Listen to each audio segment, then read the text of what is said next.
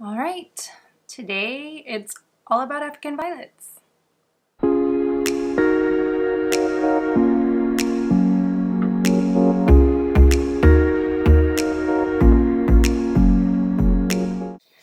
All right, so the African violet. A lot of people consider this to be a very fussy plant, and I can understand why. It has very specific care needs, and it doesn't like you if it doesn't get those care needs met. It is a fussy little thing. Its scientific name is Streptocarpus, and the subspecies is Saintpaulia. But that has actually been changed. It was originally its own genus of Saintpaulia, and then that became a subspecies of Streptocarpus. So now most of the species are named after the Streptocarpus genus name. But we all know them as African violets. I think pretty globally the common name is African violets. So for the sake of not getting too, specific, we'll just call them African violets.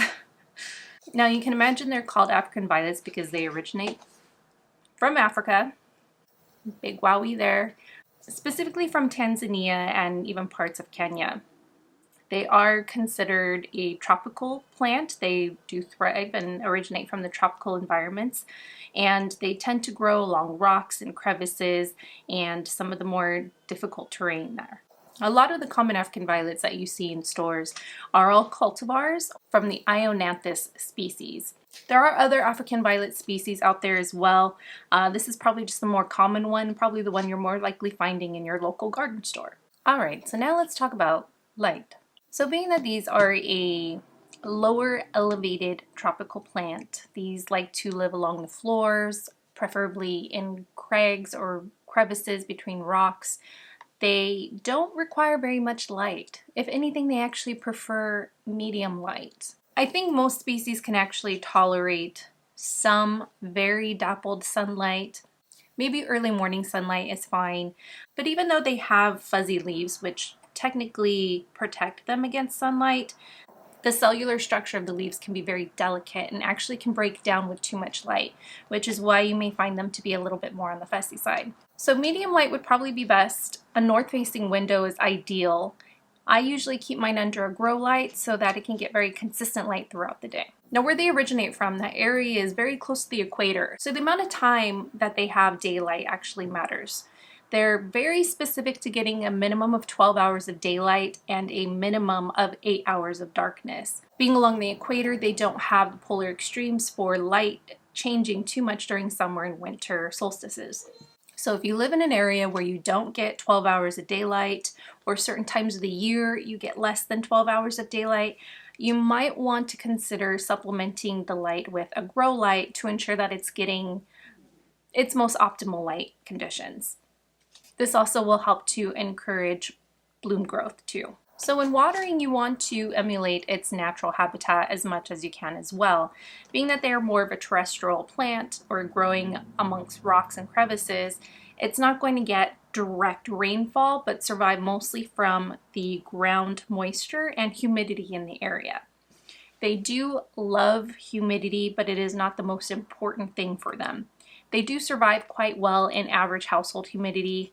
I think 40–50% is probably perfect. But then after that, when you actually are watering your plant, the leaves are very susceptible to different types of bacteria or rotting conditions. So I would highly recommend bottom watering for this plant, or using a watering can with a very narrow spout to allow you to get underneath the leaves and to keep the leaves as dry as possible. Now, if you have it in a very well-drained mix, you want to water very thoroughly and allow the water to drain all the way through the plant. If it sits in water, it will develop root rot, and it can be very sensitive to that, so you want to ensure that you're getting the best drainage possible. Now, if you do happen to get water on the leaves, just ensure that you dry it with the towel or some kind of soft cloth to ensure that the water doesn't sit and stay on the leaves, as this can cause other problems that we'll talk about later. Now, to kind of tie into that, ensure that you're watering with room temperature water or warmer. Now, they do not like cold water, so ensure that you're either leaving your watering can out for a few hours to reach room temperature, or that your water settings are not cold. The roots are very sensitive to the cold temperatures, and that can cause problems for your violets as well. So you want to keep these in a warm climate or warm space, avoiding any cold drafts or any windows that could possibly bring on any type of temperature drop suddenly. Now, if you want to propagate an African violet, the easiest way is probably through division, but you can also propagate through leaf cuttings. And much like begonias, you can take tissue from the plant, either through a part of a leaf or the entire leaf itself, stick the stem into soil, and eventually it will propagate and grow a new plant. Most commercially grown African violets are typically grown through tissue culture, which, if that's something you want to look into, that's a much bigger subject later down the line. But for us regular houseplant enthusiasts, just propagating in soil or division is probably best. And most people get this plant because of its beautiful flowers. And if you want to encourage flowering growth, it's very important that you're giving its very specific needs to this plant. They aren't very tolerant of anything other than the conditions they like. So when you do give it optimal conditions, it will reward you with constant flowers throughout the year.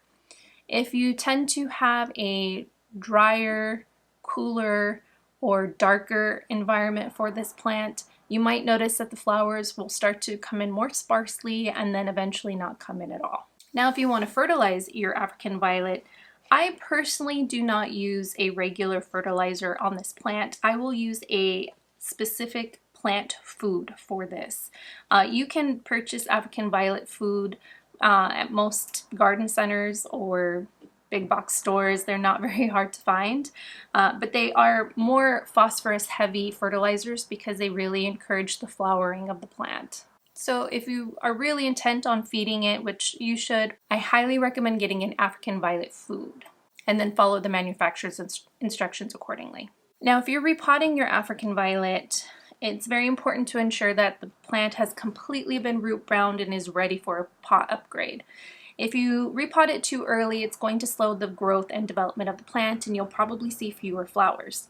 They love to be root bound. They love to be in small, tight spaces because that's how they're naturally grown in the wild.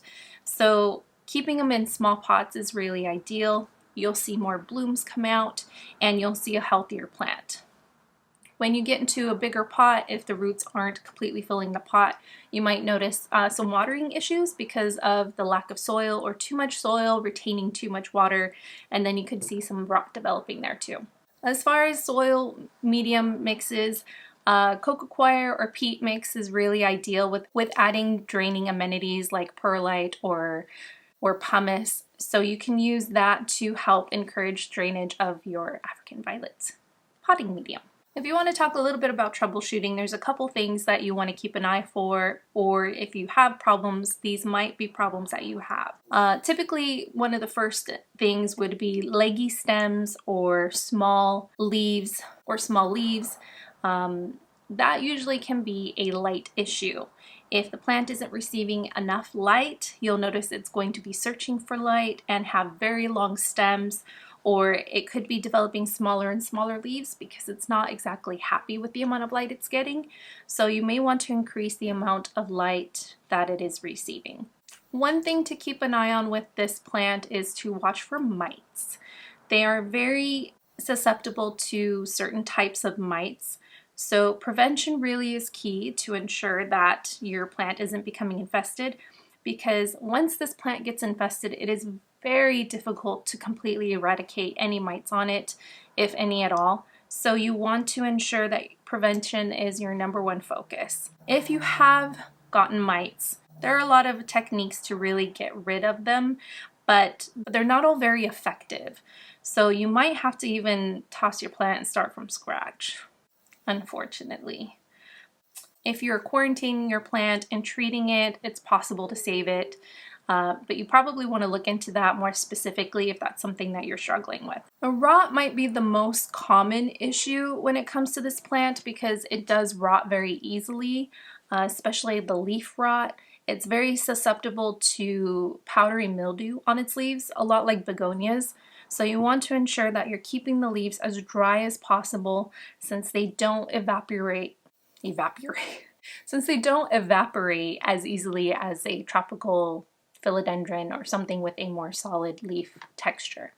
That's why it's highly recommended that you bottom water them. They are very susceptible also to bacteria issues, something to keep your eye open for. You'll notice mostly discoloration in the leaves. The leaves could be drying off and falling off. You could see the powdery mildew looks a lot like a mold growing on the leaf.